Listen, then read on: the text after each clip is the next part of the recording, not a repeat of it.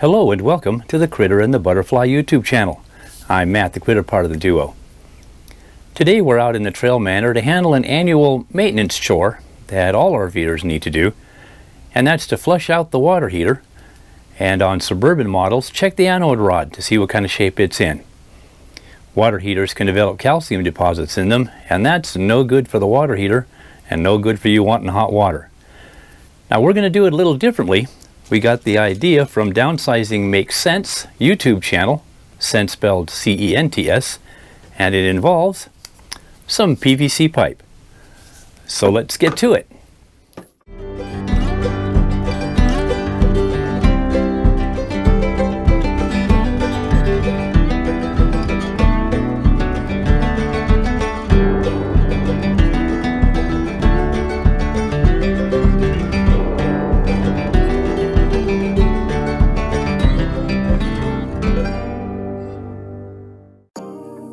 Here we are at the water heater on our 2011 2720 SL Trailmanor. It's a Suburban SW6D 6-gallon propane electric water heater.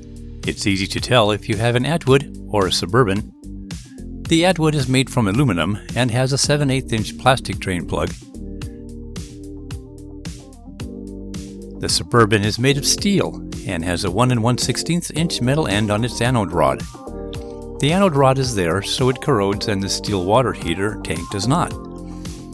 Calcium deposits form in all water heaters, and it's a good practice to flush them out and check the anode rod, if you have one, during your annual maintenance cycle.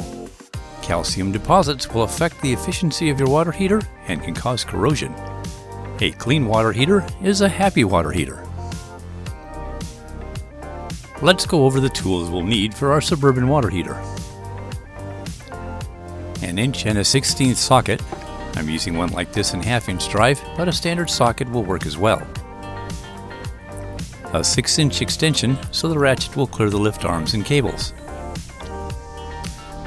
And a ratchet. This one's in 1/2" drive as well. Next, the parts from Downsizing Makes Sense video.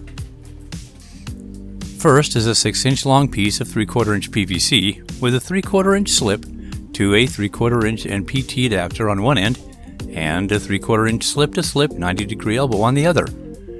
We glued these pieces together on ours.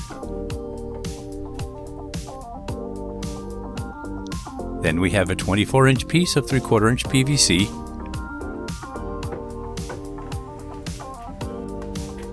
and a funnel.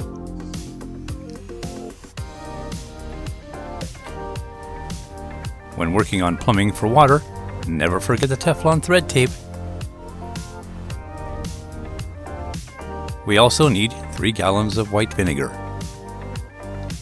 The first thing is to shut off the AC and DC power sources, the propane supply, and make sure the water inside the tank isn't hot. Then we opened the pressure relief valve. We then drained the water heater with the low point drain and our orange water hose. No one drinks anything from this one. Once that's all done, it's time to remove the anode rod. Take the socket, extension, and ratchet and turn counterclockwise.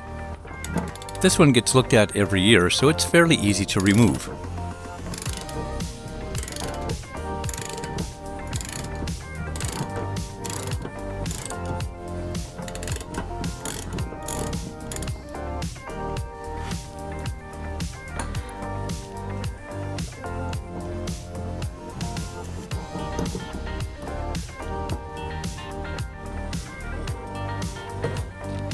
There it is, and it looks good.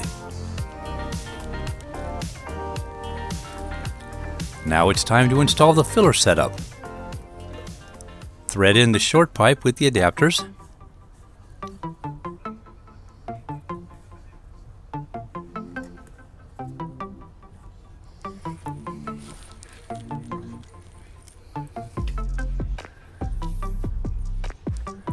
Then attach the 24" pipe.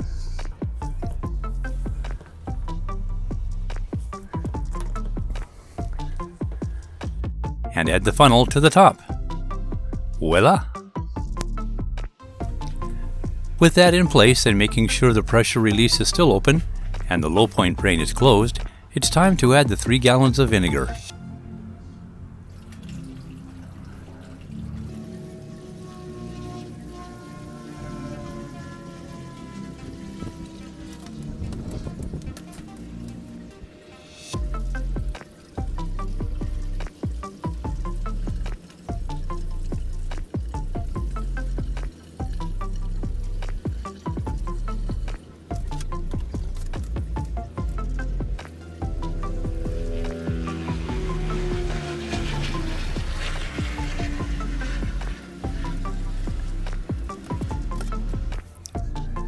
Next, we add hot water to fill the water heater the rest of the way. For us, it was just under 3 gallons.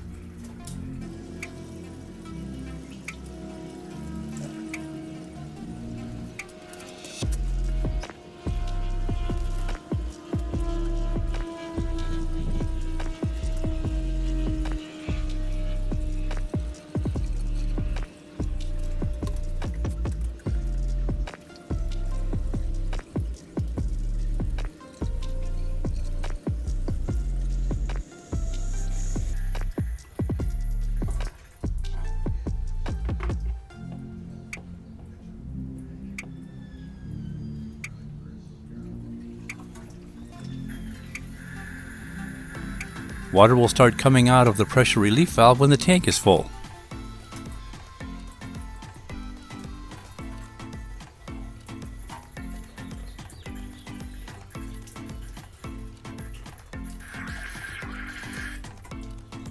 Now, let it rest overnight.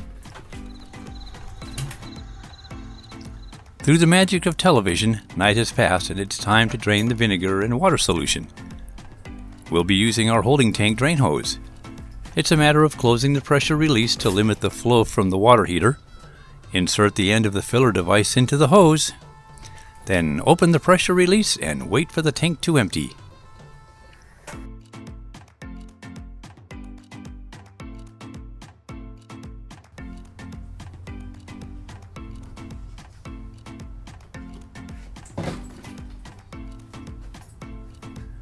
Now we'll remove our filler device and set up for the next step.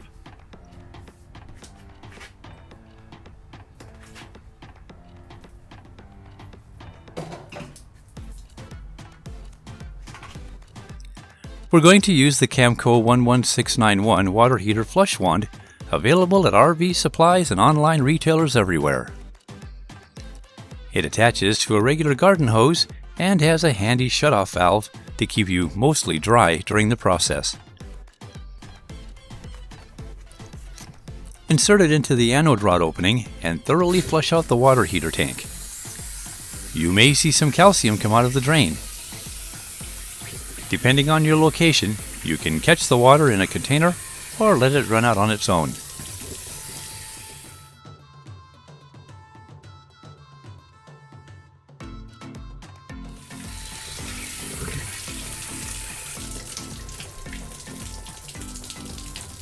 With the water heater flush complete, installing the anode rod is the last step. This is where the Teflon tape comes in. Wrap it a few times counterclockwise so threading the rod in doesn't unwrap the tape.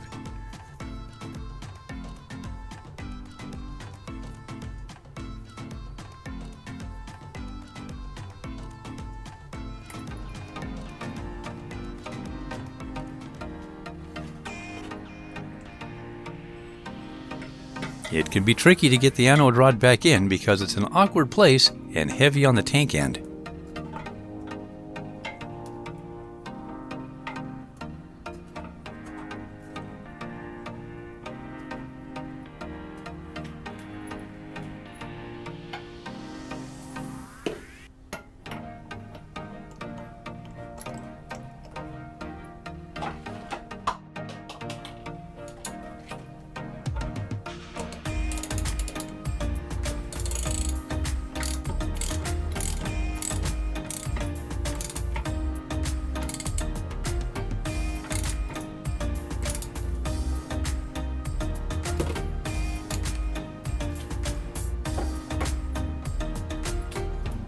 Close the pressure relief valve and the bay door and you're done.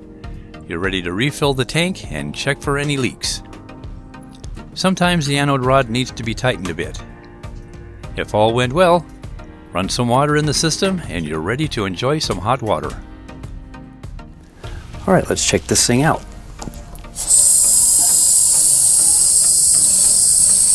Yeah, that's getting hot.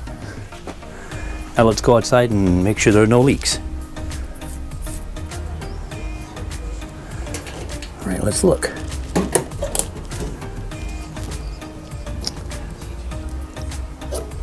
Warm but dry. And nothing out of our upper pressure. Nice. And nothing on the ground, so we're done. No leaks. Hey, thanks for stopping by and checking out the video. We appreciate it. There's always new stuff to learn, isn't there? If you liked the video, don't forget to give it that thumbs up there. And if you want to follow us along to see what we're up to, click that subscribe button and the bell icon so you get notified when we upload new videos. Thanks again for stopping by, and safe travels.